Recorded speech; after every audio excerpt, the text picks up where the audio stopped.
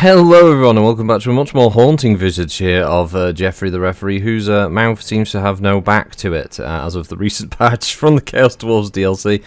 We are told we are a go-go here with the second round of the Vampire Coasters. We have Aranessa Saltspire taking on Count Noctilus. It's a much more brightly lit battlefield. We can see the armies much clearer, so we'll go from the front line here. We have Aranessa's force with the deck droppers, with bombers. Now in this case they obviously have explosives rather than guns, so we'll see how they do compared to the handgun versions. We also have the depth guard with pole arms, the no-nonsense vampires, up-close melee unit, a unit of zombie pirate gunnery mob, obviously a hybrid ranged infantry unit with their cutlasses. A couple of those make up the front line, and backed up by a zombie pirate deckhand mob with pole arms. Rear line, we've got a unit of zombie pirates there with just the melee weapons. Rather fetching look to this gentleman over here. She's bringing her own bloated corpse as well into this battle. A very high risk, high reward unit. Back behind the line here we have some of the monstrous infantry in the form of the animated hulks, which yes are just absolutely just freakishly terrifying. Aranessa herself, who isn't actually undead, isn't a vampire. She's something else as far as I remember. I think she's just a human, or a mutant of some kind. But there she is there, backed with her gunnery white, who we saw last time is an effective ranged hero unit. She has her own unit of mortars, and finally, two units of mortars. Across from her is Count Noctilus, a powerful spellcasting hero. He's got a double front line of zombie pirate deckhand mob, backed with a skirmish line of some zombie pirate gunnery mobs, a couple of them, in fact a whole 4, so he's got a lot of bullets that he can send downfield. He himself is standing atop his animated construct, that you can see him in the crow's nest there, capable of being able to cast spells from above, with a unit that's capable of firing a triple barrel cannon. He's also bringing himself 2 units of mortars, a unit of animated hulks, and his own deck droppers bombers unit. So an interesting, fairly mixed unit. Let's see how this goes. Now, I believe Aranessa rolled the attack roll. As you can see, Count Noctilus firing his cannons there, getting some early damage. No kills, though, surprisingly enough. Oh, no, sorry, he did. The poor depth guard. They always seem to be the prime target for any ranged attacks here. It was also hit with a spell. We've got some artillery shots raining down on the zombie pirate mob. This is a bad start for Aranessa, as she's got her 2 units of mortars trying to move into position as well. I don't believe the mortars on Count Noctilus' side have fired too much yet. He himself is raining shots down. He's just hit Aranessa, I believe. Yep, her and the gunnery white both got clipped there. He's buffing himself. He's casting enchanted ballistics, giving himself a bit more ranged damage. As I believe the infantry line are going to start getting up close and poisonal with each other here. Her unit of deck dropper bombers, Count Noctilus' bombers are now under fire, rapidly losing units there as the front line is joined, and we can see here comes the bloated corpse. It's not being focused. He's wiggling. He's turned around. He's turned around as he thought better of it. As we've got units literally raining from the sky. No, he's going in. He's going for it, folks. Here goes the bloated corpse, and he's exploded. Oh, and as you can, jeez, that's so many of the zombie pirates killed. The unit is immediately started to crumble. That is a huge impact. That's a vast number of units killed in a very short space of time, as the front line is now joined. Aranessa getting involved. This is just going to become a vicious, deadly melee at this point. Now, there's no depth guard on the side of Count Noctilus. He's gone for numbers over quality here, I think. He's gone for the quantity roll, as Count Noctilus' force is starting to get a little bit, like their leadership is strong and their binding is starting to weaken.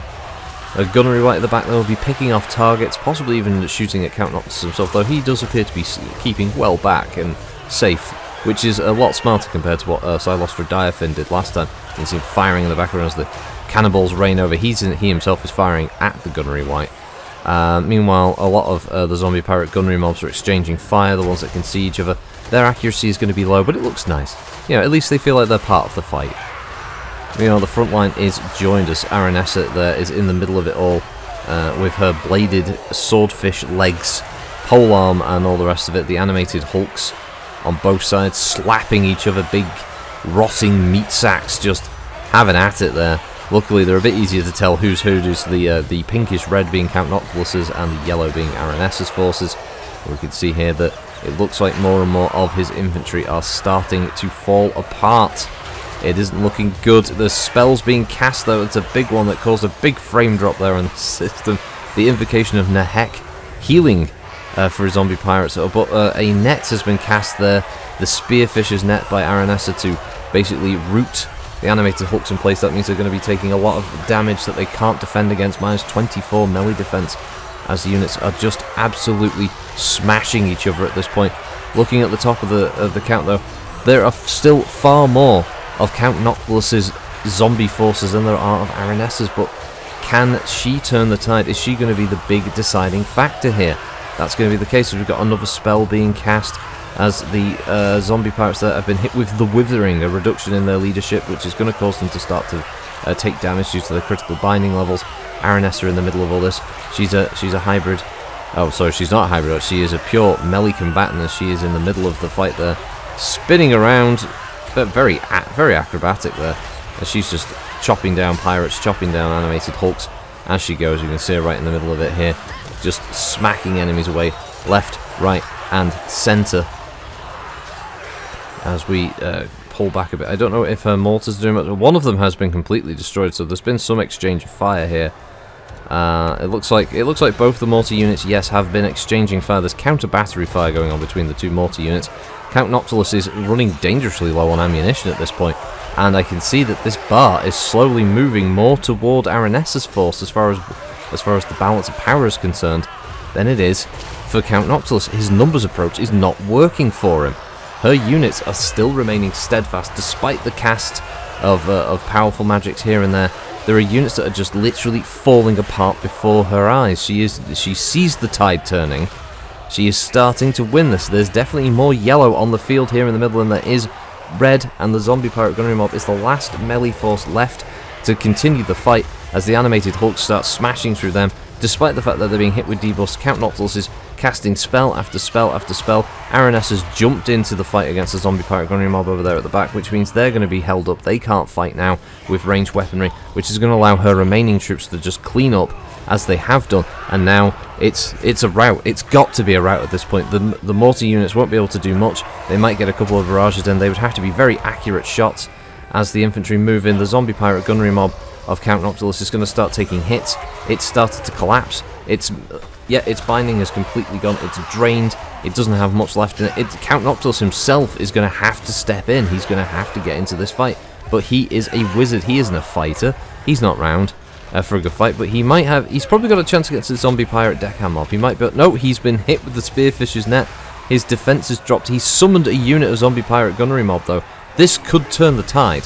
A fresh unit, for as brief a time as it has on the field, capable of putting down some bullets, armor-piercing rounds. They can do a lot of damage very quickly as the zombie pirate deckhand mob of Aranessa gets involved, doing whatever damage it can before it disintegrates before her eyes.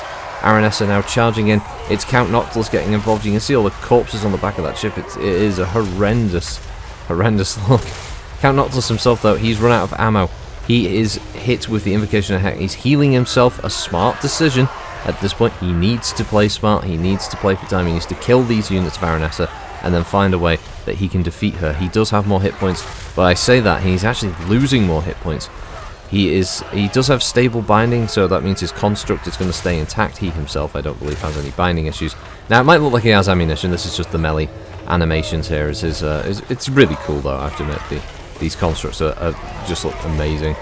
As it's getting a kicking, though. There's some depth guards still alive in there as well. Those are going to be doing a lot of damage to him because his construct is going to count as a large unit, and depth guard with polearms do count as anti-large. He has just literally spewed a bunch of zombie pirates onto the floor in a desperate attempt, clearly, to slow down Aranessa, because she's not going anywhere. She's got plenty of hit points. She can do lots of damage very quickly. Even the animated hulks, despite the fact that they are withering, there's still 5 of them, and each of those alone count as multiple units. Oh, we've got the...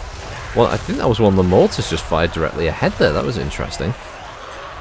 But the other fact is that the gunnery wight has been sat there this whole time, has been sniping Count Noctilus, chipping away at his hit points.